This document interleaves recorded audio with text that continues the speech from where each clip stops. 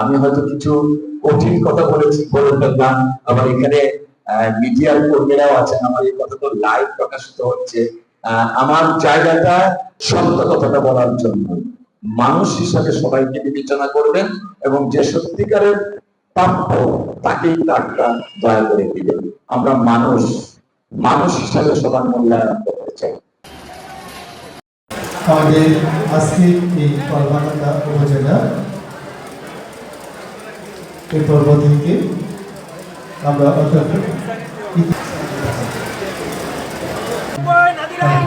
যারা আছে সকলের সচেতন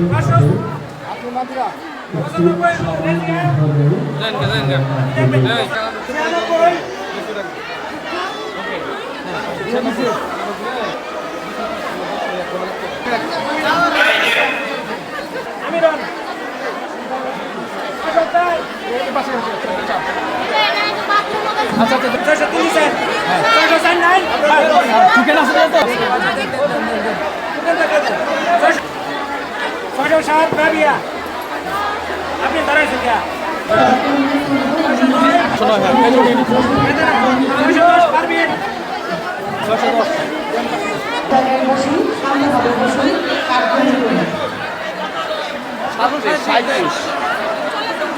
যারা পাইছেন দয়া করে চলে যান। 39, 40, 41, যারা পাইছেন চলে যান। কর্মকাণ্ডায় না, সারা বাংলাদেশে যে কোনো জায়গায় এই প্রকল্পগুলো যখন চালু হবে বা কন্টিনিউ থাকবে, তখন আপনারা জরুরি ঘরটাতে আগে যাবেন। যে ঘরে ছনের চাল আছে, টিনের চাল না, ছনের চাল নেই, সেই ঘরটাতে আগে যাবেন। যে ঘরে বারান্দাটা নেই, সেই ঘরটাতে আগে যাবেন। যে ঘরে বসার একটা চেয়ার নেই, সেই ঘরটাতে আগে যাবেন। আমি অনুরোধটা রাখছি, এরপরে কিন্তু অনুরোধ থাকবে না। যথাযথ নিয়মে আইনি প্রক্রিয়া কিন্তু অবলম্বন করা হবে। আর আপনারা যারা এখানে আছেন, আমি আপনাদের প্রতি অনুরোধ জানাবো, যারা আজকে এই কার্ডটি পেয়েছেন, আপনারা অত্যন্ত ভাগ্যবতী। আপনারা দয়া করে এই কার্ডটি যাদের প্রয়োজন, যে টাকাটা যাদের প্রয়োজন, সেই টাকাটা আপনারা খরচ করেন, আপত্তি নেই।